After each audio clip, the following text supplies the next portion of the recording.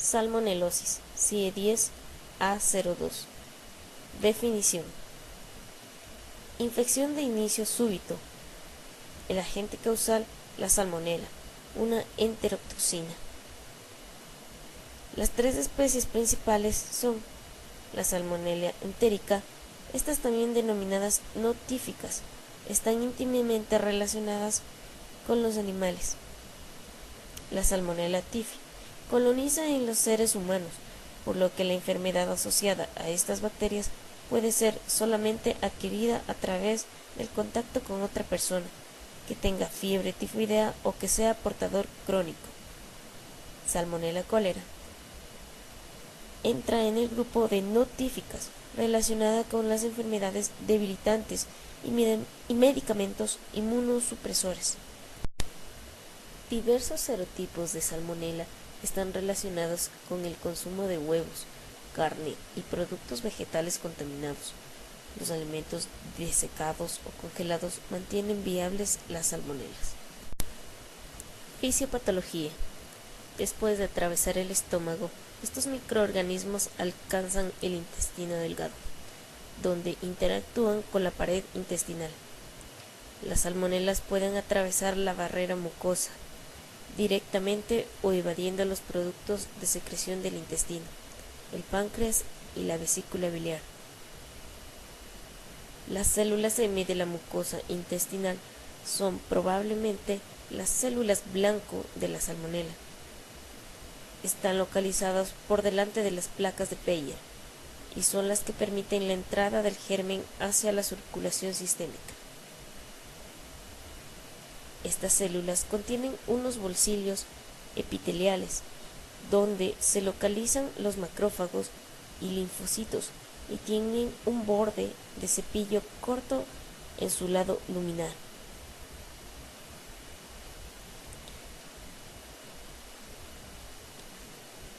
Cuando el microorganismo entra en contacto con ella, es rápidamente internalizado y presenta al sistema linfoide intestinal que se encarga de amplificarla.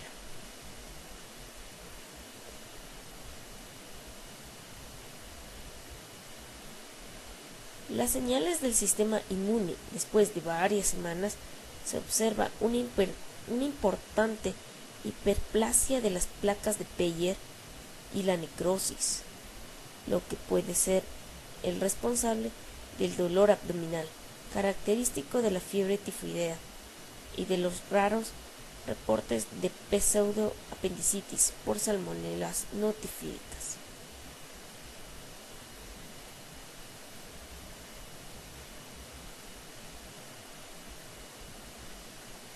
Las salmonelas también tienen la capacidad de inducir su propia fagocitosis por células que normalmente no cumplen esta función, incluyendo células intestinales de diferentes células M en mención.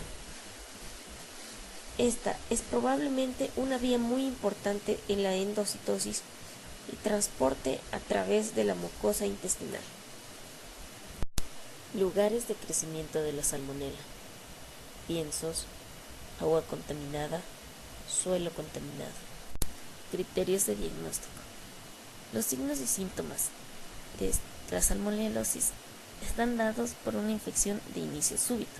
El género Salmonella causan en el hombre una gastroenteritis aguda, con cefalalgia, dolores abdominales súbitos, diarrea, náuseas, fiebre y vómitos.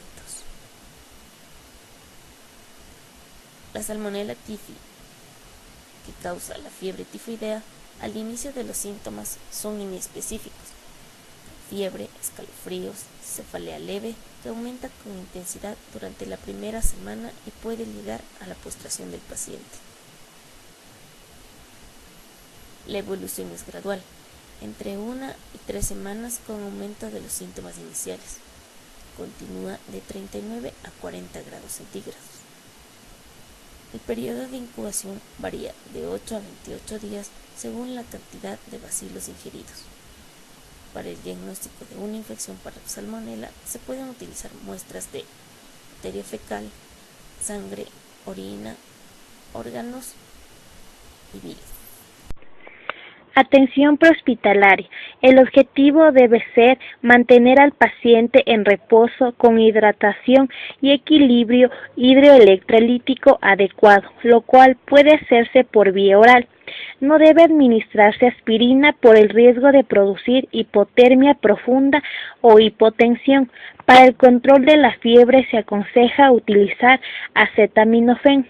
El uso de antidiarreicos debe hacerse cautelosamente, pues la falta de motilidad intestinal puede llevar a la perforación intestinal. Se debe evitar la administración de laxantes. Criterios de referencia. En las formas no complicadas de la salmonelosis, el paciente puede ser tratado en forma ambulatoria, controlando la diarrea y evitando la deshidratación. En el caso de que aparezcan signos de compromiso sistémico o deshidratación avanzada, el paciente deberá referir a un servicio de urgencia con el fin de evitar otras complicaciones y realizar exámenes de laboratorio complementario.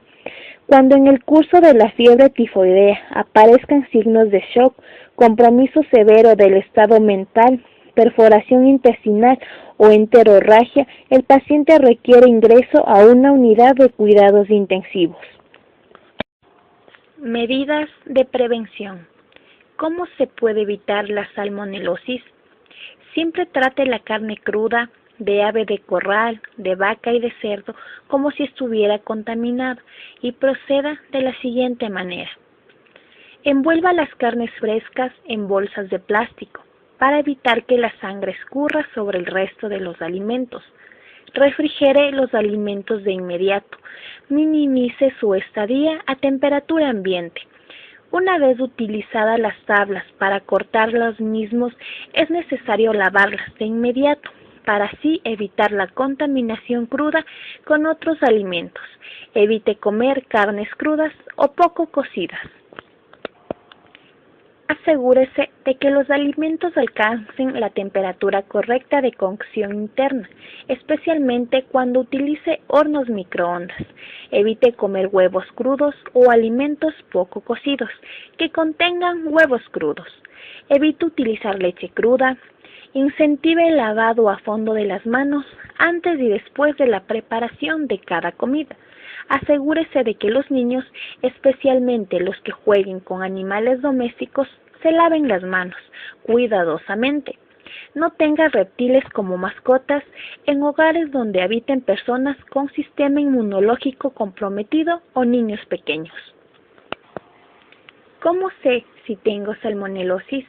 Una persona infectada por la bacteria de Salmonella presenta fiebre, dolor de estómago y diarrea a partir de las 12 a 72 horas después de haber consumido un alimento o una bebida contaminada.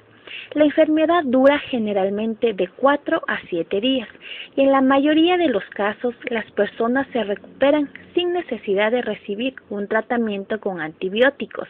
Sin embargo, la diarrea puede ser muy intensa y hacer que la persona se enferme tanto que requiera ser hospitalizada. Acuda a un centro médico si los síntomas persisten o empeoran. Además, debe beber muchos líquidos para evitar la deshidratación. Medidas de prevención prehospitalarias.